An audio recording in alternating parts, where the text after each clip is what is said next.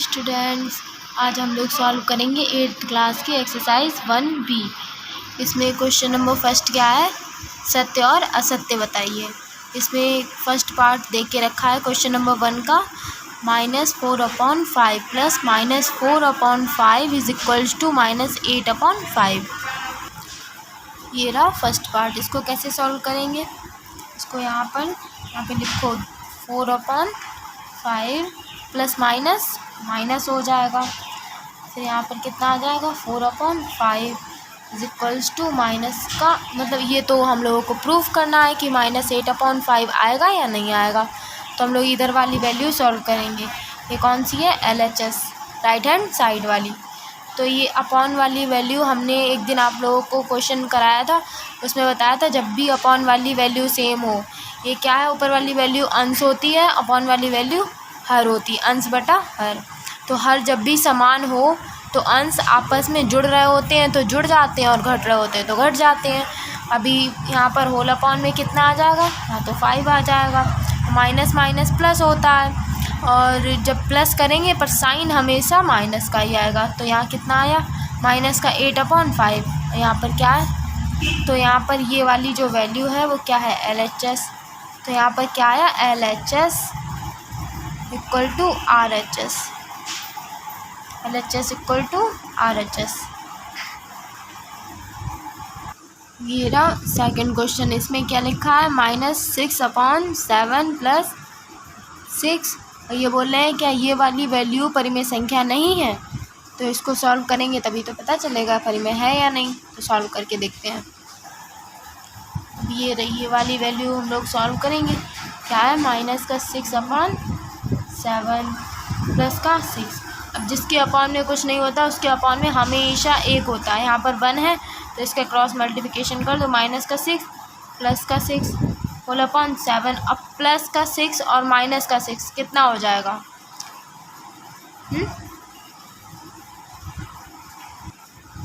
यहाँ पे हो जाएगा 0/7। इसका आंसर क्या आया, 0। और इसका आंसर क्या आया, 0। और 0 क्या होती है, एक परिमेय संख्या होती है। 0 क्या होती है, परिमेय संख्या।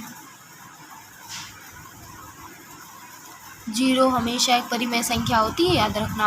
और इसमें क्वेश्चन में कह रहे थे परिमेय संख्या नहीं है, तो इसका आंसर क्या है, असत्य। ये गलत है ना। क्वेश्चन नंबर 1 का थर्ड पार्ट, ये क्या कह रहे हैं, दो परिमेय संख्याओं को क्वेश्चन नंबर थर्ड में क्या है, दो परिमेय संख्याओं के जोड़ने का क्रम बदलने पर योगफल वही रहता है। अभी ये आपको कैसे समझ में आएगा, सॉल्व करके दिखाते हैं तब देखो कैसे करेंगे। अभी ये क्वेश्चन नंबर फर्स्ट का थर्ड पार्ट, तो उसमें कह रहे थे जब दो परिमेय संख्याओं को जोड़ते हैं तो उसका योगफल क्या वही रहता है। अब यहाँ पर जैसे हम लोग ये मान लेते हैं कि 1/2 प्लस 1/3, हम लोगों को सॉल्व करो, ठीक है। यहाँ पे कितना आ जाएगा, यहाँ पे आएगा 3 + 2 होल अपॉन 6, तो 5/6 इसका आंसर आया। अब यही वैल्यू अगर हम इन दोनों का प्लेस चेंज कर देते हैं, जैसे कि यहाँ पे 1/3 आगे लिख लेते हैं और फिर 1/2 पीछे कर देते हैं, तो इसको सॉल्व करो, यहाँ पर 2 आ जाएगा, प्लस का 3 आ जाएगा, होल अपॉन 6 आएगा। तो इसका आंसर क्या आया, 6 आया। तो ये देखो, ये हमने माना था, ये क्वेश्चन में दिया नहीं था, ये जो वैल्यू थी ये हम लोगों ने मानी थी। तो इन लोगों को जब हमने ये सॉल्व करके देखा, ये बोल रहे थे जब इन दोनों का स्थान चेंज कर देते हैं, इसका स्थान चेंज कर दिया, तो चेंज करने के बाद देखो इसका भी 5/6 आंसर आ रहा और पहले वाले का भी आ रहा है। तो क्वेश्चन नंबर फर्स्ट के थर्ड पार्ट में क्या कह रहे थे, दो परिमेय संख्याओं के जोड़ने का क्रम बदलने पर योगफल वही रहता है। तो इसका आंसर क्या होगा, सत्य। क्या है, ये सही है, ठीक है। और ये क्या है, तीन परिमेय संख्याओं का योगफल परिमेय संख्या नहीं होता है। अब ये फर्स्ट क्वेश्चन नंबर फर्स्ट का फोर्थ पार्ट है, तो उसमें क्वेश्चन में दे के तो नहीं रखा, पर हम ये आपको मान के दिखाते हैं। 1/2 है, 1/3 है, प्लस 1/5 प्लस 1/2 मान लो। ठीक है, जब इन सबको सॉल्व करेंगे, उसमें कह रहे थे 3 परिमेय संख्याओं का, अब इन तीनों का एलसीएम ले लो और सॉल्व करते हैं। जिसका एलसीएम कैसे लेंगे, ये देखो, पहले 2 से काटेंगे, 3 नहीं जाएगा तो 3 ऐसे लिख लेंगे, 5 भी ऐसे लिख लेंगे। अब 3 से कर देंगे, 1 ऐसे ही उतार लो, 3 का 1 हो जाएगा, डिवाइड दे रहे हैं ना, तो अब ये 5 ऐसे ही लिख लेंगे, 5 नहीं जाएगा, अब 5 से कर देंगे, ये सारी वैल्यू यहाँ पर 1 आ जाएगी। और ये तब तक करते हैं जब तक लास्ट में 1 नहीं आता। अब यहाँ पर जो बची हुई वैल्यू है उन सब का इंटू कर लेते हैं, गुणा कर लेते हैं, 3 आ जाएगा, यहाँ 5 आ जाएगा।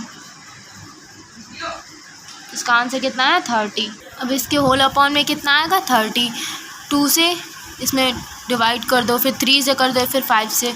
कैसे करेंगे, इसमें 2 से भाग करेंगे तो कितना आएगा 15। 15 का ऊपर इंटू कर दो तो 15 आ गया, प्लस 3 से देंगे 10 आएगा, 10 का ऊपर गुणा कर देंगे, और 5 से करेंगे तो 6 बार, और फिर 6 का ऊपर इंटू करो ऐसे। इन सबको जोड़ने के बाद कितना आएगा 31/30। ये इसका आंसर।